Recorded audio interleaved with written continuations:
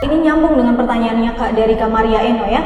Kak, pernahkah Kakak ada satu situasi terendah di mana Kak bilang mau menyerah saja terhadap ini usaha kopi?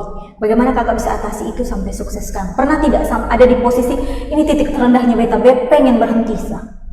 Jadi justru ini teman-teman kopling yang lain jangan tersinggung gitu ya. Jadi jujur kemarin itu sempat beta pengen berhenti karena sudah ada banyak saingan. Yaps.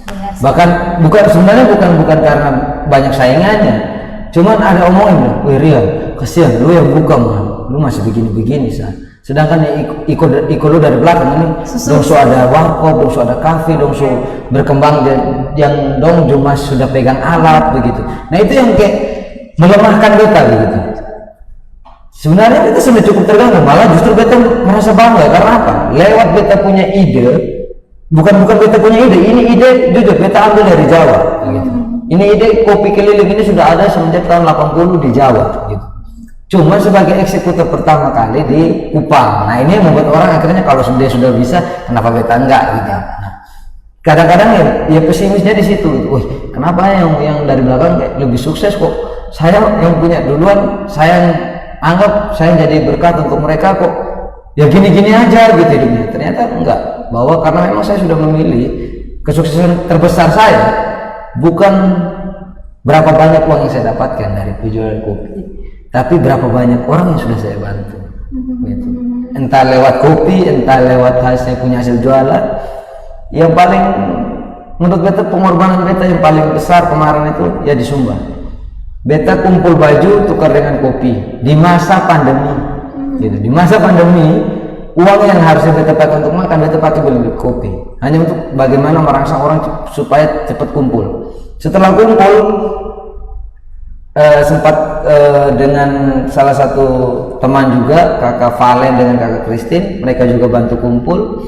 Akhirnya kita punya 4 karung pakaian bekas dengan 1 dos buku-buku gambar, buku pelajaran, buku gambar dengan 1 dos itu Alkitab. Nah yang 2 dos lagi itu pakaian. Kak, modal nggak ada sama sekali, jualan sepi, tapi di sana ada sedang berduka cita. Cuman beta bilang, beta sepi jualan, tapi beta masih bisa makan. Beta masih punya kos-kosan, walaupun utang gitu, tapi beta masih tinggal dalam bemis dan masih merasakan hangat di malam hari, dingin di siang hari. Kalau mereka, akhirnya beta waktu itu sempat ada tabungan masih sisa itu karena memang sepanjang pandemi ini pemasukan nggak ada ya, pengeluaran ini akhirnya tabungan ini mulai kikis pelan-pelan. Akhirnya uang itu beta modal dari sini 1.500.000.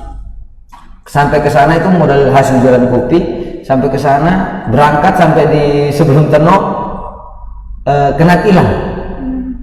Jadi 2 motor waktu ada temen yang nganter, jadi 2 motor kita kena tilang, akhirnya bayar 500, bawa 1 juta. Nah 1 juta ini beta tembus sampai sana, kebetulan kakak Valen punya teman juga bantu oto, biaya koto sampai sana, makan minum juga kotong anggap tinggal dengan yang temannya dari Sumba. Pulang kakak dia uang 190, sedangkan tiket 168. Itu mau bagaimana kakak? Dalam hati kecil dia bilang, aduh Tuhan stop sudah, jangan begitu saya lah. Tuhan sudah izinkan saya sampai di sini, kenapa saya mau pulang setengah mati? Saya sudah kasih apa yang saya punya semua. Nah saya mau tutup mata untuk tidak bantu, tidak bisa karena sudah terbiasa, atau sudah kayak jadi gaya hidup begitu. Jadi kayak, aduh waktu lihat rekaman dengar tangisan anak kecil yang di atas mobil waktu kampung mereka terbakar kan dong ada nangis di atas foto terus bunyi itu terbawa di sini. Tapi saat sudah ganti sudah selesai, nggak ada beban lagi. Gitu. Tapi Kak tetap optimis ya. Tetap optimis begitu karena gini maksudnya ya entah ya menurut orang lain, cuman kalau menurut kita lu punya uang banyak juga mau ngapain sih gitu kan, lu punya mobil juga itu kan dibilang kaya ya secara manusia gitu. Secara manusia lu kaya, lu punya mobil, lu punya rumah yang keren, lu punya jabatan, lu punya ini apa segala macam. Itu kan hanya yang dipikir-pikir nggak dibawa mati gitu. Cuman kan saya hidup untuk mati. Gitu. Saya lahir untuk mati. Jadi manusia dilahirkan sudah kodratnya untuk mati. Gitu. Terus yang jadi pertanyaan, jadi apa kamu setelah mati? Apa yang kamu bawa untuk pengadilan yang terakhir ini? Kamu bawa apa saja? Gitu. Wah, Tribuners dalam sekali, benar sekali ya. Jadi itu ya sebenarnya tujuan Jadi yang utama saya dari cari Coffee for adalah Change. hidup setelah mati. Oke, itulah mengapa Coffee for Change dari 2018 sampai sekarang bisa tetap Masih tetap eksis. Dan ini program tidak akan pernah usai. karena, Ya, karena ini bukan sekadar program yang istilahnya Koto bilang ya formalitas lah, Koto melakukan Enggak. ini rutin, tidak ya. Ini artinya sesuatu yang memang keluar dari dalam dirinya Iya. kalian memang. Jadi karena beta pernah dibantu, itu alasan pertama. Jadi beta karena pernah dibantu, saat ini sudah sukses, gerobak ini udah bisa sukses Artinya kebaikan itu berantai ya. Ketika kita mendapatkan kebaikan dari orang lain, kita meneruskan kebaikan itu. kepada orang lain. Kepada orang lain. Supaya orang lain itu suatu saat dia juga akan bantu. Iya, benar sekali Tribuners.